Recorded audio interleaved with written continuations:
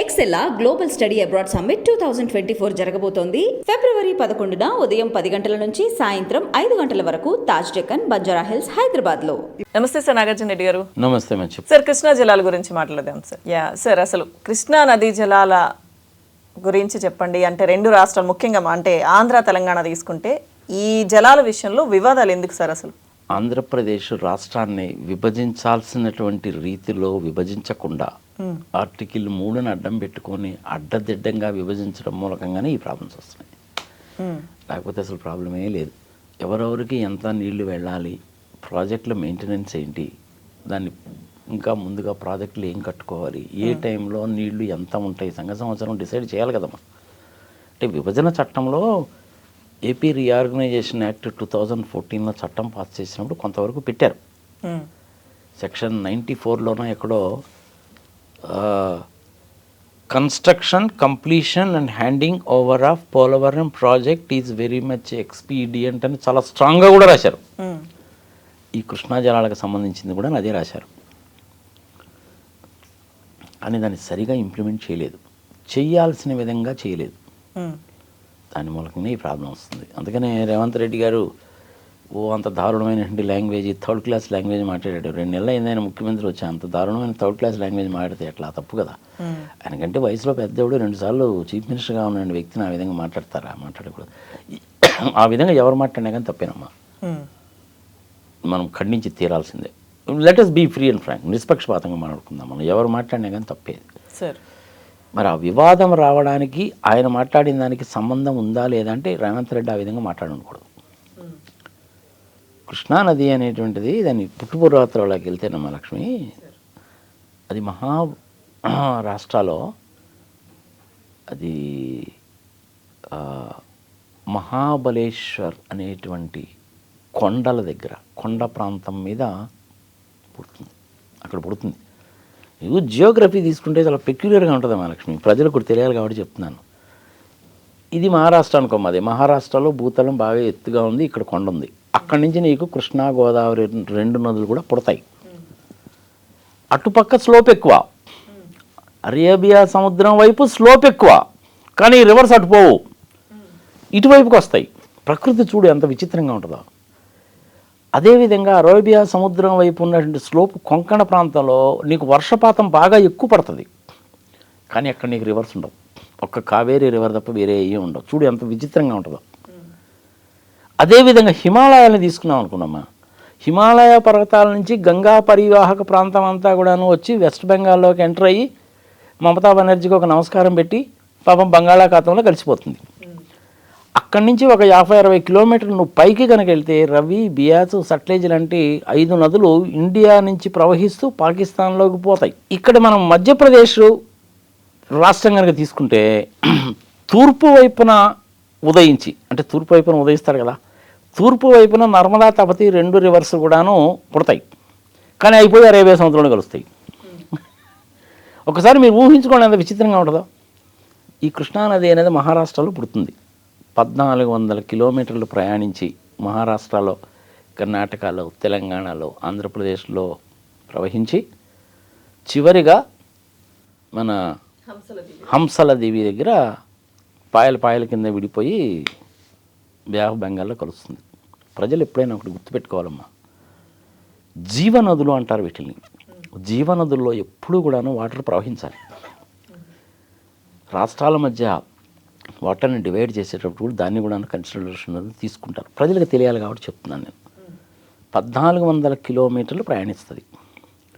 మహారాష్ట్రకి ఎంత వాటర్ ఇవ్వాలి, కర్ణాటకకి ఎంత, కంబైన్డ్ ఆంధ్రప్రదేశ్కి ఎంత, ఇప్పుడు తెలంగాణకి ఎంత, ఆంధ్రప్రదేశ్కి ఎంత, ఇది డిసైడ్ చేశారు. దీనికి సంబంధించినటువంటి తగాదలు వస్తాయనే ఉద్దేశంతో ఒక యాక్ట్ కూడా తీసుకొచ్చారు. రివర్ డిస్ప్యూట్స్ యాక్ట్ అని చెప్పి, inter state river disputes settlement act అని చెప్పి ఒక యాక్ట్ కూడా ఉంది. 1956 నుంచి ఉంటుంది. అంతకుముందు బ్రిటిష్ వాళ్ళు కూడా ఒక యాక్ట్ చేశారు, కానీ దాని తర్వాత ఈ యాక్ట్ కొత్తగా వచ్చింది. దీని ప్రకారం ఏంటంటే కమిషన్స్ని ఏర్పాటు చేస్తారు. ఈ కృష్ణానదీ జలాలకు సంబంధించిన దానికి బచావత్ కమిషన్ అని చెప్పి ఏర్పాటు చేశారు. అది 1973లో, తర్వాత 1976లో, 1956 దగ్గర నుంచి మొదలుపెట్టి మొన్న లేటెస్ట్గా 2023 వరకు జరిగింది. అది 2023 అక్టోబర్ వరకు కూడా జరిగింది. అక్టోబర్ 6వ తారీఖు 7వ తారీఖు ఏదో ఉండాలి, సబ్జెక్ట్ టు కరెక్షన్. దాని ప్రకారం ఏమవుతుందంటే కృష్ణా నదీ జలాలు ఎంత టీఎంసీ వాటర్ ఉంటుందంటే అప్రాక్సిమేట్లీ 2600 టీఎంసీల వాటర్ ఉంటుంది. 2600 టీఎంసీల వాటర్ ఉంటుంది. యావరేజ్న ఇన్నాళ్ళ నుంచి ఎంత ఉంటుందని చెప్పి చూస్తే ఇంచుమించుగా 2580 టీఎంసీల వరకు వస్తుంది. అంటే బాగా వర్షాలు పడ్డప్పుడు ఎక్కువ రావచ్చు, తక్కువ రావచ్చు, యావరేజ్ తీసుకుంటారనమాట. దానికోసం ఏం చేశారంటే బచావత్ కమిటీ వాళ్ళు ఒక బేసిస్ అంటూ నిర్ణయించారు. అంటే ప్రజలకి 2000, 3000 లెక్కలు ఎందుకు, కానీ 100 టీఎంసీలు ఉన్నాయనుకోమా, ఈ 100 టీఎంసీల్లో మహారాష్ట్రకి ఎంత, కర్ణాటకకి ఎంత, ఆంధ్రప్రదేశ్కి, తెలంగాణకి ఎంత డివైడ్ చేశారు. ఆ లెక్క ప్రకారం ఎట్లా డివైడ్ చేస్తారంటే ఈ 100 టీఎంసీల్లో ఖచ్చితంగా 75 టీఎంసీ ఉంటుంది. వర్షాలు పడేది 3-4 నెలలే కదా, 75 టీఎంసీ అనేటువంటిది ఖచ్చితంగా ఉంటుంది. దాన్ని ఆ 75 టీఎంసీని ఎలా పంచాలని పంచారు. అదొక రేషియో అనమాట. అది ఆ రేషియో ప్రకారము ఆంధ్రప్రదేశ్ కంబైన్డ్గా ఉన్నప్పుడు 811 టీఎంసీలు ఆంధ్రప్రదేశ్కి. ఇప్పుడు ఆంధ్రప్రదేశ్ తెలంగాణ విడిపోయినప్పుడు విభజన చట్టంలో కూడా పెట్టారు. విభజన చట్టంలో కూడా ఎవరికి ఎంత షేర్ అనేది పెట్టారు. దాని ప్రకారం ఏమవుతుందంటే ఆంధ్రప్రదేశ్కి 530 టీఎంసీలు, తెలంగాణకి సంథింగ్ లైక్ 299 టీఎంసీలు అట్లా వస్తాయి. ఏదో ఒక 10 టీఎంసీలు, 5 టీఎంసీలు అటు ఇటు ఏడ గుర్తుపెట్టుకుంటాం. మా ఇన్ని ఫిగర్లు మేము గుర్తుపెట్టుకోవాలంటే ఓవరాల్గా ఒక్క ఫిగర్ నాకు బాగా గుర్తుంది, 811 టీఎంసీలు. ఇట్లా వాటర్ని క్యాలిక్యులేట్ చేసేటప్పుడు ఏం చేస్తారంటే ఈ నదీ పరివాహక ప్రాంతం పోతున్నప్పుడు భూమిలోకి వాటర్ ఎంత సింక్ అయిపోతుంది, ఈ నదీ పరివాహక ప్రాంతం రావడం వల్ల మట్టి కూడా కొట్టుకొస్తుంది కదా, సాల్టు మట్టి ఇవన్నీ కొట్టుకొస్తాయి కదా, అవన్నీ అలాగే కనుక ఉంచి నువ్వు డ్యామ్స్ కట్టి ఆ నీళ్ళని కనుక డ్యామ్స్లో కట్టి కెనాల్స్లో వదిలేస్తే కొన్నాళ్ళు పోయిన తర్వాత ఏమవుతుందంటే సిల్ట్ పెరిగిపోద్ది. ఆ సిల్ట్ తీయడం అనేది మళ్ళీ పెద్ద మెయింటెనెన్స్ ఖర్చు అది. అందుకని ఏం చేస్తారంటే ఎన్విరాన్మెంట్ దెబ్బతినకుండా, జీవనది అనేటువంటి క్యారెక్టరిస్టిక్ దెబ్బతినకుండా, ఈ నదులు వెళ్ళి మళ్ళీ సముద్రంలో కలిస్తేనే కదమ్మా సముద్రం లెవెల్ బేస్ అవుతుంది. మళ్ళీ సముద్రంలో ఎండాకాలంలో వచ్చినప్పుడు హీట్ ఎక్కి పైకి పోయి మేఘాల రూపంలో పడి కదా వర్షాలు పడతాయి. ఇది సైకిల్ కదా. 16 టీఎంసీలు ఎప్పుడైనా సరే ఎలాగైనా సరే గాక ఎన్ని ప్రాజెక్టులు కట్టుకున్నా 16 టీఎంసీల వాటర్ అనేది సముద్రంలోకి పోవాలి. అది తీసేశారు. సిల్ట్ రూపంలో భూమికి పోయేటువంటి దానికోసం అని చెప్పి ఇంకొక 20 టీఎంసీలో 25 టీఎంసీలో తీసేశారు. ఇట్లా అన్నీ తీసేయంగా చివరికి వచ్చేటువంటి వాటరు 811 టీఎంసీలు కంబైన్డ్ ఆంధ్రప్రదేశ్కి. దాన్ని డివైడ్ చేశారు. మరి వీళ్ళు బేస్ తీసుకున్నది ఎట్లా తీసుకున్నారు? 75% కదా తీసుకున్నారు. మరి మిగిలిన 25% దాన్ని ఏం చేశారంటే సర్ప్లస్ వాటర్ అని పేరు పెట్టినా, ఎక్స్ట్రా వాటర్ అని పేరు పెట్టినా, ఏ పేరైనా పెట్టుకోగాక. బచావత్ కమిషన్ వాళ్ళు ఇచ్చింది చెప్తున్నా. బచావత్ కమిషన్ వాళ్ళది రిపోర్ట్ 1, రిపోర్ట్ 2 రెండు ఇచ్చారమ్మా వాళ్ళు. అయితే ఆ మిగిలినటువంటి వాటర్ ఏం చేయాలి? బాగా హెవీగా ఫ్లడ్ వచ్చింది, మహారాష్ట్ర వాళ్ళు స్టోర్ చేసుకోలేదు, కర్ణాటక వాళ్ళు స్టోర్ చేసుకోలేదు. మనకు కూడాను నాగార్జున సాగర్లో 26 గేట్లు ఎత్తేసాము, శ్రీశైలం డ్యాంలో ఉన్న 12 గేట్లు కూడా ఎత్తేసావు. దాని తర్వాత అది పులిచింతలకు పోయింది. పులిచింతల్లో 45 టీఎంసీలు స్టోర్ చేసుకోవచ్చు, అదొక పెద్ద స్టోరీ. మళ్ళీ దాని గురించి తర్వాత చెప్పుకుందాం. దాని తర్వాత ప్రకాశం బ్యారేజీ తర్వాత ఇంకా సముద్రంలోకి వెళ్ళిపోతుంది. ప్రకాశం బ్యారేజీకి పెద్ద కెపాసిటీ లేదు, స్టోర్ చేసే కెపాసిటీ లేదు. సో ఇలాంటప్పుడు వాటర్ వేస్ట్ అయిపోతుందిగా. 16 టీఎంసీలు సముద్రంలోకి వెళ్ళాలి, ఇది గుర్తుపెట్టుకోవాలి. జీవనది కదమ్మా. అందుకని ఒకసారి 4-5 సంవత్సరాలకు ఒకసారి భూమి చుట్టూరు ఎలినో ఎఫెక్ట్ అనేది వచ్చినప్పుడు ఏమవుతుందంటే హెవీగా రెయిన్స్ పడతాయమ్మా. అప్పుడు మనం ఆ వాటర్ని స్టోర్ చేసుకోవాలన్నమాట. అప్పుడు ఆ వాటర్ని స్టోర్ చేసుకోవాలంటే ఏం చేయాలి? గేట్లు ఎత్తేయకుండా, లేదంటే కొంతవరకు ఎత్తేసి హెవీగా వచ్చిన వాటర్ని పెద్ద పెద్ద చెరువులు తవ్వి స్టోర్ చేసుకోవచ్చు. రాజశేఖర రెడ్డి గారు చేపట్టింది అదే జలయజ్ఞం అనేది. అందులో అదొక పార్ట్ అనమాట. అది ఈవెన్ వేరే రివర్స్ కూడా అదే. సరే, తర్వాత ఏంటంటే రివర్ గ్రిడ్ ప్రాజెక్ట్ అనేటువంటి తీసుకొచ్చారు. అది 15 లక్షల కోట్ల ఎంతో ఖర్చు అవుతుంది. అది కనుక ఎస్టాబ్లిష్ కనుక చేశారంటే భారతదేశంలో 11 కోట్ల ఎకరాల భూమిలో మనం పంటలు పండించుకోవచ్చు. అది సపరేట్ లెక్కలే, తీసేయి. అది కనుక నిజంగా సాగుబడిలో కనుక వచ్చిందంటే అన్ని రివర్స్ లింక్ అయిపోయి 11 కోట్ల ఎకరాలు అనేసి అంటే ఒక్కొక్క మనిషికి 2 ఎకరాలు ఇచ్చినా కానీ 5,20,00,000 మంది కుటుంబాలు ఒక్కొక్క కుటుంబంలో 4 మనుషులు ఉన్నారంటే ఇంచుమించుగా 22 కోట్ల మంది ప్రజలు బతుకుతారు. నీకు ధాన్యం ఎంత పండుద్దో ఆలోచించుకో. ప్రపంచాన్ని తిండి పెట్టచ్చమ్మా. అది టేకప్ చేయమని చెప్పి సుప్రీంకోర్టు వాళ్ళు అక్షింతలు కూడా వేశారు ఒకసారి. గవర్నమెంట్ వాళ్ళు చేస్తూ ఉండలేదు. కానీ that is a different subject, తీసేయి. ఇప్పుడు దీని విషయంకి వస్తే తగాద ఎందుకు వచ్చింది అంటే, ఈ సర్ప్లస్ వాటర్ ఏదైతే ఉందో అంతకుముందు బచావత్ కమిషన్ వాళ్ళు ఇచ్చిన దాని ప్రకారము ఆ సర్ప్లస్ వాటర్ అనేటువంటిది మహారాష్ట్ర వాళ్ళు, కర్ణాటక వాళ్ళు ఉపయోగించుకునేటువంటి వీలు లేదు. కాబట్టి ఎంత సర్ప్లస్ వాటర్ వచ్చినా సరే మీరు ప్రాజెక్టులు కట్టి స్టోర్ చేసుకోండి అన్నారు. అది 4-5 ఏళ్ళకి ఒకసారి వస్తుంటుంది. 811 టీఎంసీలు మీకు ఇచ్చేసాం. ఈ సర్ప్లస్ వాటర్ అనేటువంటిది మీరు వాడుకోండి. ఇప్పుడు ఏమైందంటే లాస్ట్ ఇయర్ October 23లో కేంద్ర ప్రభుత్వం వాళ్ళు ఒక అఫీషియల్ గజెట్ నోటిఫికేషన్ ఇచ్చారు. ఏమని ఇచ్చారంటే, ఇది ఎప్పుడో చాలా సంవత్సరాల కింద డిజైన్ చేసింది, వర్షాలు ఎక్కువ పడవచ్చు తక్కువ పడవచ్చు ఏదైనా సరేగా, కానీ మళ్ళీ అసలు మొట్టమొదటి నుంచి క్యాలిక్యులేట్ చేయండి అని చెప్పి గజెట్ నోటిఫికేషన్ ఇచ్చారు. దానికి ఇప్పుడు సుప్రీంకోర్టుకి వెళ్ళారు.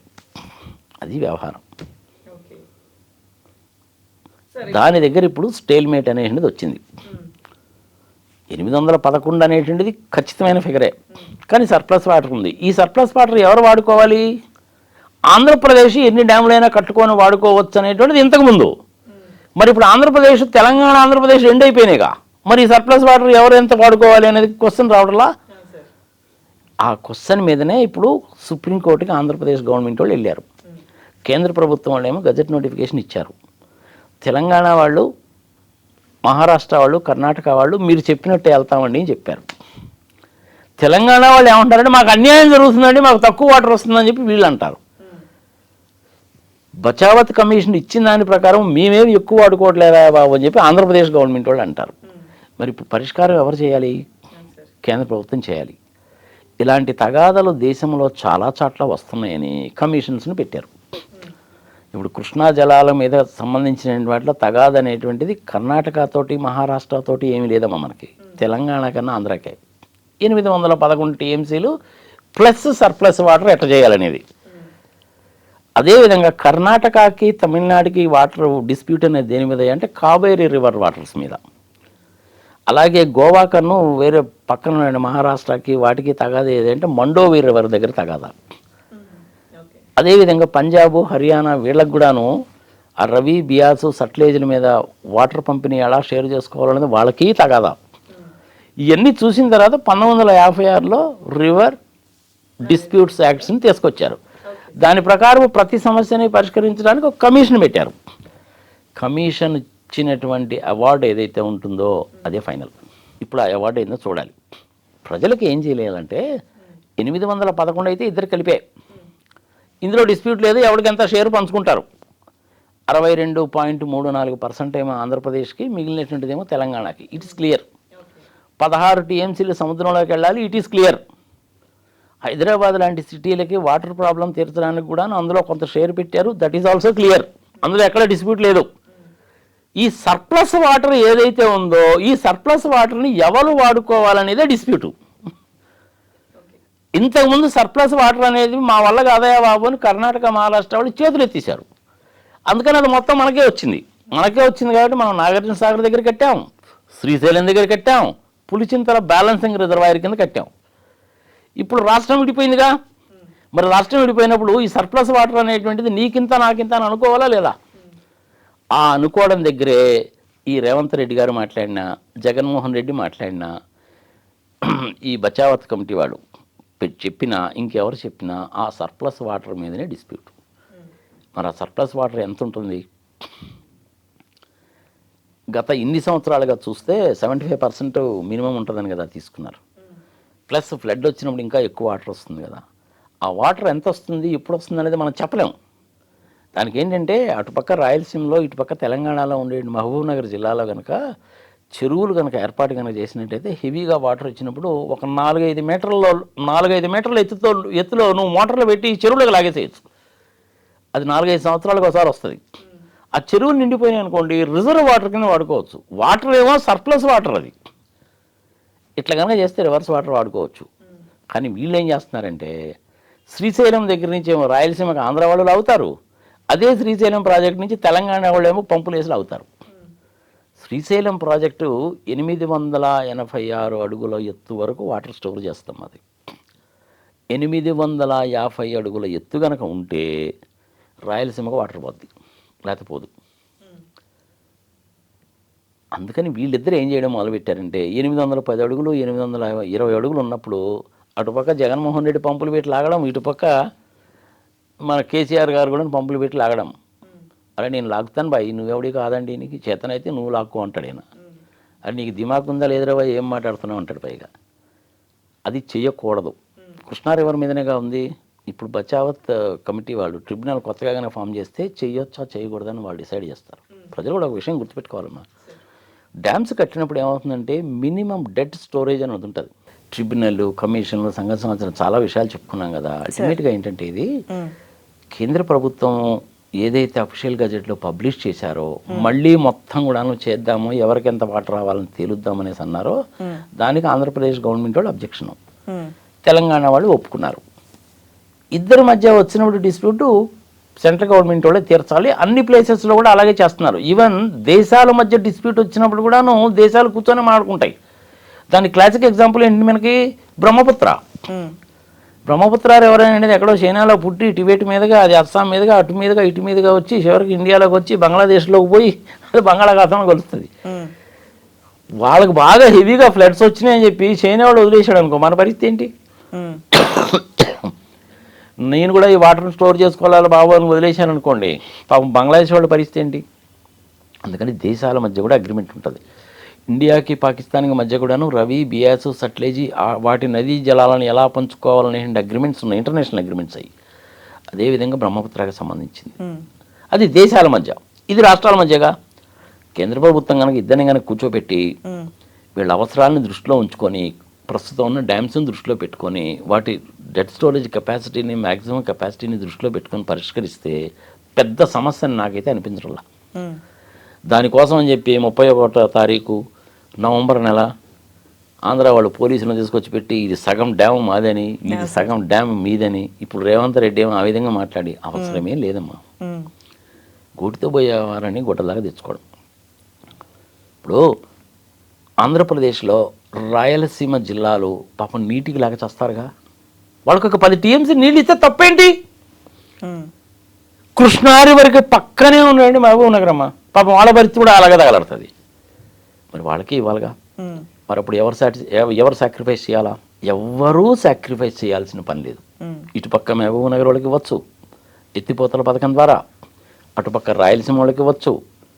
తుంగభద్ర రివర్ ఏమో వచ్చి శ్రీశైలం కంటే ముందు, కర్నూలు పక్క నుంచి వచ్చి శ్రీశైలం కంటే ముందు నడుస్తుంది. అటు రాయలసీమ వాళ్ళకి ఇవ్వచ్చు, తాగినట్టు సమస్య పోతుంది. ఈ బచావత్ ఇచ్చిన దాని ప్రకారం నాగార్జున సాగర్కి ఏం దెబ్బలేదు. దాని కింద పులిచింతల్లో 45 టీఎంసీ వాటర్ స్టోర్ చేసుకోవచ్చు. దాని తర్వాత ప్రకాశం బ్యారేజ్, దానికి పెద్ద కెపాసిటీ లేదు, సముద్రంలో కలిసిపోతుంది, బాగానే ఉంది. గోదావరిలో ప్రాజెక్టులు కట్టడానికి వీల్లేదమ్మా, ఒక్క పోలవరం దగ్గర తప్ప. నీకు కృష్ణా రివర్ మీద కర్ణాటకలోనూ ఆంధ్రప్రదేశ్లో చాలా ప్రాజెక్టులు ఉన్నాయి, ఆల్మట్టి, నారాయణపూర్ చాలా ప్రాజెక్టులు ఉన్నాయి. బట్ గోదావరి మీద లేవు. గోదావరి మీద నాకు తెలిసినటువంటి వరకు ఉన్నటువంటి ప్రాజెక్టు, పెద్ద ప్రాజెక్టు నాగార్జున సాగర్ లాంటిది పోలవరం ఒకటే. కొండలు ఉన్నాయి కాబట్టి కట్టగలిగారు. కృష్ణానది ఇట్లా పోద్దాం, అది కొండల మధ్యలో. బట్ గోదావరి నది ఇట్లా పోద్ది, గంగా నది కూడా అలాగే పోద్ది. అందుకని నువ్వు ప్రాజెక్టులు కట్టలేవు, తక్కువ డెట్స్ కట్టాలి. 20 మీటర్లు, 30 మీటర్లు, 15 మీటర్లు ఎత్తులో కట్టి రెండింటి మధ్య వాటర్ స్టోర్ చేసి పంపులు పెట్టి వాటర్ తీసుకోవాల్సిందే, కానీ నువ్వు డ్యామ్ కట్టలేవు. పులిచింది పోలవరం డ్యామ్ కడుతున్నారు కాబట్టి పెద్ద డ్యాము, అక్కడి నుంచి 80 టీఎంసీ వాటర్ తీసుకొచ్చి కృష్ణానదిలో కనుక కలిపితే కృష్ణా, ఈస్ట్ గోదావరి, ఏలూరు లాంటి ప్రాంతాలకి ప్రస్తుతం ఉన్నటువంటి కృష్ణా డెల్టా మొత్తం కూడా స్టెబిలైజ్ అయిపోద్ది, ఏం ప్రాబ్లం ఉండదు. ఒక్క టీఎంసీ వాటర్ కనుక ఉంది అనేసి అంటే 10,000 ఎకరాలకు వరి పంట పండించుతాం మనము. గోదావరిలో ప్రతి సంవత్సరం 2,000 టీఎంసీలు సంవత్సరంలోకి పోతాయి, ఫర్ యువర్ ఇన్ఫర్మేషన్. ఆ 2,000 టీఎంసీలను మనం ఎనీహో స్టోర్ చేయలేం, ఇంపాసిబుల్. అది కృష్ణానదిని అయితే స్టోర్ చేయొచ్చు కానీ గోదావరిని స్టోర్ చేయలేం. అందుకని ఆ రివర్ వాటర్ని ఒక 80 టీఎంసీ అనేది తెచ్చుకోవచ్చు. దానికి కూడా అగ్రిమెంట్ ఉందమ్మా, 80 టీఎంసీ మీరు తీసుకోవచ్చు అనేది ఉంది. దాని ప్రకారం ఆ 80 టీఎంసీ తీసుకొచ్చి కనుక కృష్ణా రివర్లో కనుక కలిపేస్తే, ప్రస్తుతం జరుగుతుంది అదే. అది కనుక జరిగితే ఏమవుతుందంటే కృష్ణా డెల్టాకి ఎటువంటి ప్రాబ్లం ఉండదు, స్టెబిలైజ్ అయిపోద్ది. అప్పుడు నువ్వు నాగార్జున సాగర్ దగ్గర నుంచి కృష్ణా డెల్టాని స్టెబిలైజ్ చేయడానికి నువ్వు అంతగా నీళ్లు వదలాల్సిన పని లేదు. పల్నాడు జిల్లా ప్లస్ ప్రకాశం జిల్లాలో ఉండే కొన్ని ప్రాంతాలకు వెళ్తే సరిపోతుంది. ఇటుపక్క నల్గొండ ఈ జిల్లాలకు కనుక వెళ్తే సరిపోతుంది. శ్రీశైలం దగ్గర ఉన్నటువంటి నీటిని రాయలసీమ వాళ్ళకి మహబూబ్ నగర్ వాళ్ళకి పంచవచ్చు. ఇది సొల్యూషన్ నాకు తెలిసినంత వరకు. మరి వాళ్ళిద్దరు ముఖ్యమంత్రులు ఏం చేస్తారో చూద్దాం. ఓకే, ఎస్ సార్, చూద్దాం అయితే సమస్య ఎలా పరిష్కరిస్తారు. అది yes, okay sir, thank you sir. Right.